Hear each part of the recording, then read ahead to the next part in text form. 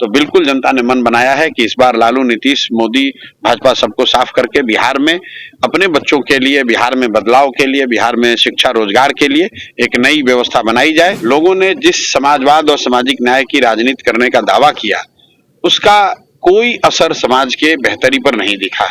जो लोग सामाजिक न्याय की बात कर रहे हैं, अभी जातीय जनगणना का रिजल्ट आया है, इन्हीं के द्वारा कराया गया 1.5-2 बरस पहले, और उसमें हम लोगों ने देखा कि आज भी बिहार में सिर्फ 3% दलित समाज के लोग 12वीं पास कर रहे हैं। एक तरह से लड़ाकर, भिड़ाकर, ये कह के कि हम सामाजिक न्याय करेंगे, हम पिछड़ों की आवाज हैं। अगर आप पिछड़ों की चिंता करते हैं, अगर आप समाज के वंचित वर्गों की चिंता करते हैं, तो पिछले 30 वर्ष में उनके बच्चों के पढ़ाई की व्यवस्था क्यों नहीं की? तो उनके बच्चे तो आज मजदूर बनकर घूम रहे हैं। आपके बच्चे मंत्री और मुख्यमंत्री बनने का स्वप्न देख रहे हैं। जनसुराज ने पहले दिन से स्पष्ट किया है, दल बनने के बाद, कि जनसुराज किसी से किसी प्रकार का कोई गठबंधन नहीं करेगा। जनसुराज का गठबंधन जनता के साथ है, और इसलिए हम लोग 243 सीट पर चुनाव लड़ेंगे। न चुनाव से पहले गठबंधन, न चुनाव के बाद गठबंधन।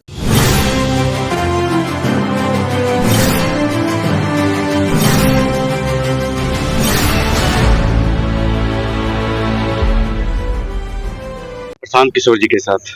प्रशांत किशोर जी का आज जम्मू में एक रैली था, और रैली के दौरान ही आज सिकंदरा जाने के क्रम में इनसे मुलाकात हुई, और इसी दरमियान मैं जीरो ग्राउंड रिपोर्ट करने के लिए इनके साथ मौजूद हूं, और इनसे हम जानने का प्रयास करेंगे। सर, आज जम्मू पहुंचे थे, जिस तरह से राजनीतिक समीकरण देखी जा रही है, आज 70 वर्षों से आपने एक अलग पार्टी बनाया है, जनसुराज। इसके बाद कई राजदलों में भूचाल मचा हुआ है, प्रशांत किशोर को लेकर लगातार बातें हो रही है, कैसे देखते हैं इसको? बिल्कुल, पिछले 30-35 साल से बिहार में राजनीति करने वाले जो दल और नेता हैं, इन्होंने बिहार की जनता को बंधुआ मजदूर समझ रखा है।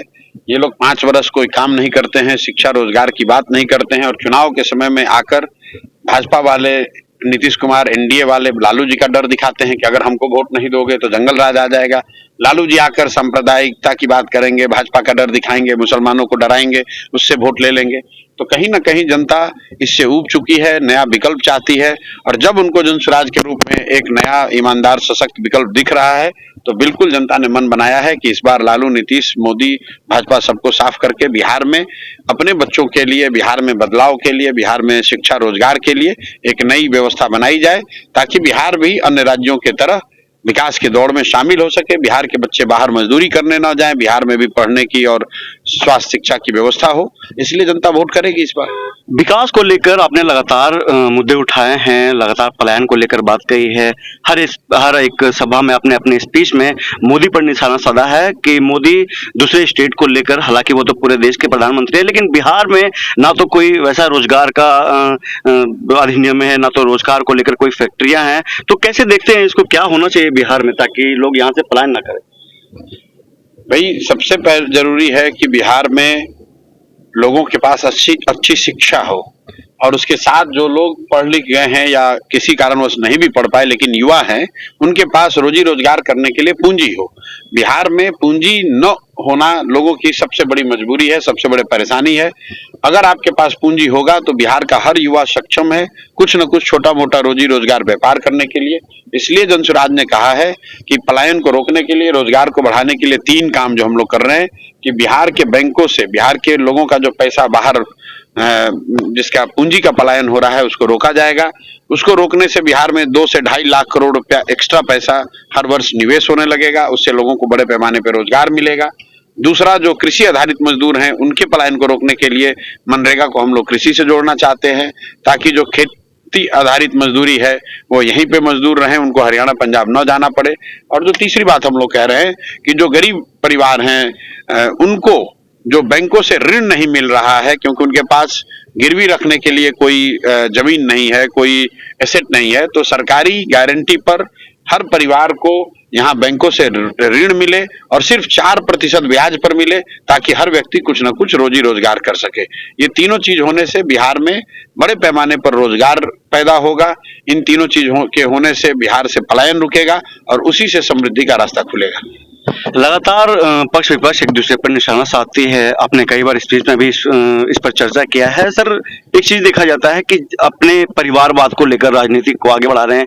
किसी बेटी को, बेटे को उप मुख्यमंत्री, प्रधानमंत्री, मुख्यमंत्री को लेकर लगातार चर्चा होती है और उस पर ही अब परिवारवाद को लेकर आगे बढ़ा रहा है राजनीतिक। उसको प्रशांत किशोर कैसे देखते हैं? इसको कैसे रोकना चाहिए? भाई, राजनीति है तो पक्ष विपक्ष एक दूसरे पर हमला और आरोप तो लगाता रहेगा। मूल बात यह है कि बिहार में पिछले 30-35 सालों में लोगों ने जिस समाजवाद और सामाजिक न्याय की राजनीति करने का दावा किया, उसका कोई असर समाज के बेहतरी पर नहीं दिखा। जो लोग सामाजिक न्याय की बात कर रहे हैं, अभी जातीय जनगणना का रिजल्ट आया है, इन्हीं के द्वारा कराया गया 1.5-2 बरस पहले, और उसमें हम लोगों ने देखा कि आज भी बिहार में सिर्फ 3% दलित समाज के लोग 12वीं पास कर रहे हैं। 5% से कम अति पिछड़ा समाज के लोग 12वीं पास कर रहे हैं। और इस पूरे समाज को एक तरह से लड़ाकर, भिड़ाकर ये कह के कि हम सामाजिक न्याय करेंगे, हम पिछड़ों की आवाज हैं। अगर आप पिछड़ों की चिंता करते हैं, अगर आप समाज के वंचित वर्गों की चिंता करते हैं, तो पिछले 30 वर्ष में उनके बच्चों के पढ़ाई की व्यवस्था क्यों नहीं की? और अगर वो पढ़ने से वंचित रह गए तो उनके बच्चे तो आज मजदूर बनकर घूम रहे हैं। आपके बच्चे मंत्री और मुख्यमंत्री बनने का स्वप्न देख रहे हैं। सर, आखिरी सवाल है। पूरे बिहार में विधानसभा चुनाव को लेकर सरगर्मी तेज है, चुनावी वर्ष है। कितने सीटों पर प्रशांत किशोर चुनाव लड़ेंगे और क्या तैयारी है और कैसे उम्मीदवार होंगे आप? भाई, जनसुराज ने पहले दिन से स्पष्ट किया है दल बनने के बाद कि जनसुराज किसी से किसी प्रकार का कोई गठबंधन नहीं करेगा। जनसुराज का गठबंधन जनता के साथ है। जनसुराज का गठबंधन व्यवस्था परिवर्तन चाहने वाले लोगों के साथ है, और इसलिए हम लोग 243 सीट पर चुनाव लड़ेंगे। न चुनाव से पहले गठबंधन, न चुनाव के बाद गठबंधन। जमुई के लोगों को क्या कहना चाहेंगे? जमुई के लोगों को वही कहना चाहेंगे जो पूरे बिहार के लोगों को कह रहा हूं कि एक बार मेरे भाई, आज तक आपने जीवन में जाति के लिए वोट दिया, हिंदू मुस्लिम बनकर वोट दिया, अपने मंदिर मस्जिद के लिए वोट दिया, 5 किलो अनाज के लिए वोट दिया, नेताओं के लिए वोट दिया। एक बार जीवन में, एक बार अपने बच्चों के लिए वोट दीजिए, अपने बच्चों के शिक्षा रोजगार के लिए वोट दीजिए, क्योंकि आपके वोट में ही वो ताकत है जिससे कि आपके बच्चों को शिक्षा रोजगार मिलेगा। बहुत बहुत धन्यवाद। हमारे साथ है प्रशांत किशोर, जो जनसुराज के सूत्रधार हैं। उन्होंने साफ तौर पर कहा है कि आम लोगों को अपील किया है, बिहार के साथ साथ जमुई के लोगों को भी, कि आप वैसे लोगों को चुनिए जो आपके बच्चों के भविष्य के लिए खड़ा हो, जो आपके बच्चे के रोजगार के लिए खड़ा हो, बिहार से पलायन होते युवकों के लिए खड़ा हो, बिहार में रोजगार के लिए खड़ा हो। वैसे नेता को चुनिए। तो इनका साफ तौर पर कहना है कि जनसुराज एकमात्र अभी उसका जो सूत्रधार है, जिसको पलायन रोकने के लिए और शिक्षा को देने के लिए, रोजगार को देने के लिए लगातार कटिबद्ध है। और अपने लगातार सभा में प्रशांत किशोर लगातार इस चीज को सभी के बीच लाने का प्रयास कर रहे हैं कि जिस तरह से जातिवाद वोट दिया जाता है, परिवारवाद वोट दिया जाता है, उन सब से हटकर विकास के नाम पर वोट दीजिए, जिसका नाम जनसुराज है, जैसा कि इन्होंने बताया। ऐसे तमाम छोटी बड़ी खबर के साथ लगातार बने रहिए। मैं हूं स्टार टीवी बिहार से हेमंत। जय हिंद।